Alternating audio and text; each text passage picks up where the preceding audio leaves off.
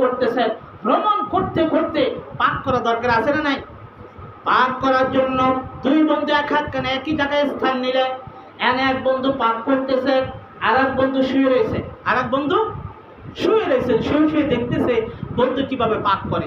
ভাবতেন কিতাবের ভিতরে আসছে যে বন্ধু তাকিয়ে রইলেন, তাকিয়ে দেখতেছেন আর এক বন্ধু আগুনের ভিতরে হাত দিয়া যখন আগুন নিভে যায় তখনই বন্ধু হাতটা আগুনের মধ্যে দিয়ে এরপর এরকম নাড়াচাড়া করে আগুন জ্বালিয়ে দেয়। যেটা বলুন আলহামদুলিল্লাহ। বন্ধু অবাক হলে, কি ব্যাপার, হাত আগুনের ভিতরে দিচ্ছে, আগুন নাড়াচাড়া করছে, আগুন জ্বলে উঠতে ফুয়াইতে হয় না। আর আমাদের যদি আগুন নিভে যায় তা ফুয়াইতে এরপরে চোখ থেকে পানি পড়ে। কথা বলেন ঠিক কি রে?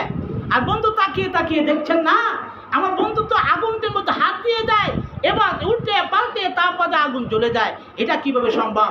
বন্ধু তাজ্জুব হয়ে গেলেন, ঘুমের থেকে উঠলেন, উঠে বসলেন, বসার থেকে দাঁড়ালেন, দাঁড়িয়ে বন্ধুর কাছে গিয়ে বললেন, বন্ধু একটা গোপন জিনিস আমি দেখলাম, তুমি মিথ্যা বলবে না, তুমি আগুন নেবার পরে তুমি কি হাত আগুনের ভিতরে প্রবেশ করিয়ে উল্টা পাল্টা করে নেড়ে কি আগুন জ্বালিয়ে দেওয়া নাই?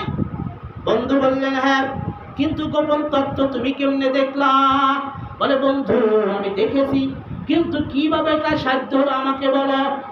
দেখবেন কিছু বাবুর্চি আছে, এরা এখনো মুরগি ভাজি করে, রোস্ট তৈরি করে, আমি নিজে দেখেছি, কিন্তু টকবক তো এই তৈরির ভিতরে হাত দিয়া তারপর বস্তুটা নেড়ে দেয়। আপনারা দেখছেন কিনা আমি জানি না কি কারণ, আল্লাহ তাআলা ভালো জানে। তো এরকম আগুনের ভিতরে আগুন তুমি লেবা, আগুনকে জ্বালিয়ে দিচ্ছ হাত দিয়ে, আগুন পুড়ে না তোমার হাত, কারণটা কি? এবার বন্ধু বলতেছে, সব বন্ধু আমার বাবা ছিল প্রভাবশালী, ক্ষমতাশীল, আমি একদিন সর্বসময়ের জন্য মদ পান করতাম, আর আমাদের বাড়ির সামনে সুন্দরী একটা মেয়ে ছিল, মেয়েটা সর্বসময়ের জন্য পর্দানিশীতা ছিল, কিন্তু মেয়েটাকে দেখে আমার ভিতরে ভালোবাসা আক্রোশ লেগেছে। আমি যখনই তাকে বলি আই লাভ ইউ, আর সে বলে আই হেট ইউ, আছে না নাই? একদিকে বলে আই লাভ ইউ আর মেয়েটা বলে আই হেট ইউ, আমি বারবার তাকে ভালোবাসা প্রস্তাব দেই, আমাকে ধিক্কার বলে তাড়িয়ে দেয়। এরকমের লোক আছে না নাই? ছেলে মেয়ে রাজি তো খেয়া করে, কাজী বলে কিছু করে না। বাপজান আমার কিতাবের ভিতরে আসছে, এবার এই ছেলেটি বলতেছে মেয়েটাকে ভালোবাসার প্রস্তাব দিলাম, যখন শুনল না তখন বাবার কাছে প্রস্তাব দিলাম, বললাম বাবা মেয়েটাকে আমার স্ত্রী হিসাবে চাই। আমার বাবা যখন গিয়ে প্রস্তাব দিল, আমার বাবা মেয়ের বাবা তাকে অপমান করলো। কথা কি বুঝতে পারছি? আমার বাবাকে ওর মেয়ের বাবা অপমান করেছে, লাঞ্ছিত করেছে। এইবার আমার ভিতরে হিংসা আরো জেগে গেল, বিধায় মেয়ের বাবা অতি দ্রুতভাবে মেয়েকে বিবাহ দিয়ে দিল। সংক্ষেপে বলতেছি, সময় কম। এবার বলতেছেন শুধু বিবাহ দেওয়ার পর ক্ষান্ত হয় নাই, তিনটা সন্তানের মা হয়েছে। কয়টা? তিনটা সন্তানের মা হলো। আমি একদিন ছাদের উপরে বসে, ঘরের উপরে বসে মদ পান করতেছি, আপনি বাবা আমার কাছে গিয়ে হাজির হয়ে বলতেছে, বাবা আমার অর্থ সম্পদ এক এক করে তুমি মানুষকে দান করে দিবা, আজকে এই গ্রামে কালকে ওই গ্রামে, এরকম করে করে আল্লাহ রাস্তায় হলুদ করে দিবা। বাবার কথা অনুযায়ী বন্ধু আমি গ্রামে গ্রামে দিচ্ছি, কিন্তু ভাগ্যের কি লীলাখানা, আমি ওই এলাকায় গিয়ে দান সৎকার করেছিলাম, ওই এলাকায় আমার এই প্রেমিকা হাজির ছিল, আর সকলে সারিবদ্ধ হয়ে দাঁড়িয়ে গেল, সকলকে আমি দিয়ে দিলাম। পর্দার ভিতর থেকে গোপন ভাবে মেয়েটাকে দেখে চিনলাম। তখন আমি প্রশ্ন করলাম, তুমি কি আমাকে চিনো? বলে, হ্যাঁ আমি তো তোমাকে চিনি। বলো তো কে? বলে, তুমি আমার বাড়ির সামনের গ্রামের একজন মাতুব্বরের ছেলে, তুমি ছোট সময় আমাকে ভালোবেসেছিলে, আমি তোমাকে ডিনাই করেছি, আমার বাবার কাছে প্রস্তাব দিয়েছিল, বিধায় আমার বাবা তোমার বাবাকে অপমান করে তাড়িয়ে দিয়েছে, তুমি তো সেই ছেলে, আমি চিনতে পারলাম। এবার ছেলেটি বলল, সকলকে আমি দান করলাম, তোমাকে করবো না। আমি তোমাকে করবো না কেন? তার কারণ আমার যে চাহিদা সেটা যদি আজও তুমি পূরণ না করো, আমি তোমাকে কখনোই কোনো দান তোমাকে দিব না।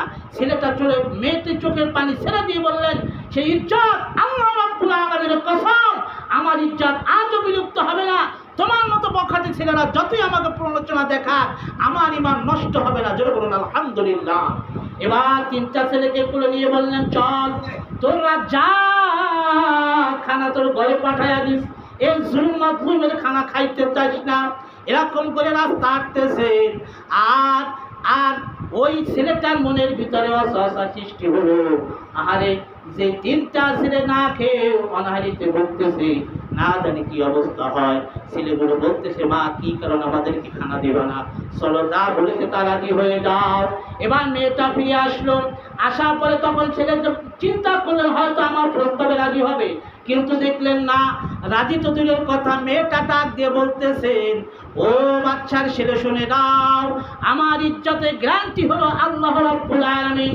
আমি এরকম বোকাটে নই যে যে কোনো কুপ্রস্তাবে রাজি হয়ে যেতে পারি, কেননা আমি জীবনেও পর্দাবিহীন চলি নাই। সুবহানাল্লাহ, আমি পর্দা কখনো বিক্রুপ করে চলি নাই। অতএব আমার খানার দায়িত্ব আল্লাহ রাব্বুল আলামিন দিবে। চোখের পানি ছেড়ে দিয়ে বলল, সন্তানেরা চলো, তোমার খাদ্য তোমার রাজ্জাক। রাজ্জাক শব্দ অর্থ রিজিকদাতা। তিনি কে বলেন? রিজিকদাতা কে? আরো ধরে বলেন কে? বলো ওই আল্লাহ তো রিজিকের ব্যবস্থা করবে। চল সন্তানেরা চল।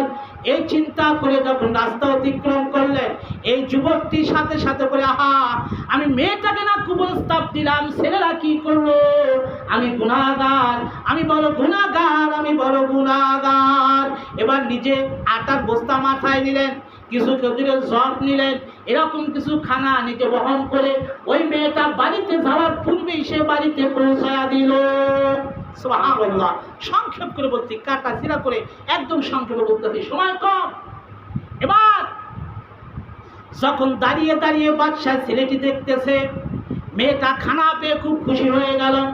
মেয়েটা 2 রাকাত নফল নামাজ আদায় করে হাত উঠিয়ে বলতেছে, আল্লাহ তুমি কেমন আল্লাহ বেশ আল্লাহ, সেই জুলুমার মাজলুমের কাছে গেলাম, খানা তো দিলই না, বরং কুপ্রস্তাব দিল। আর তুমি কেমন প্রভু, খানা আমার ঘরে দিয়া দিলা, কার মাধ্যমে দিলা তাকে জীবনে দেখি নাই, জানি না দেখতে পাবো কিনা, কিন্তু আমার খানা যেরকম করে ঘরের ভিতরে পৌঁছায়া দিল, আমার পেটের ভিতরে ক্ষুধার আগুন জ্বলে, আমার 3টি সন্তানের ভিতরে পেটের ভিতরে ক্ষুধার আগুন জ্বলে, এই আগুন তিনি নিভাইয়া দিল, তাকে জাহান্নামের আগুন থেকে তো বাঁচাইবাই, দুনিয়ার আগুন যেন তাকে পুড়াইতে না পারে। সুবহানাল্লাহ। দোয়া সাথে সাথে কবুল হয়ে গেল। বলে, বন্ধু ওই পর থেকে আমি আগুনের ভিতরে যখনই হাত দেই, আগুন আমার হাতকে স্পর্শ করে না। জোরে বলুন সুবহানাল্লাহ। এই জন্য মাতলুবের দোয়া সবচেয়ে আল্লাহ তাআলার কাছে সবচেয়ে প্রিয়। কথা বলেন ঠিক কিনা? এই জন্য হাদিস শরীফের ভিতরে আসছে যে আল্লাহ রাব্বুল আলামিন সুবহানাহু ওয়া তাআলা এই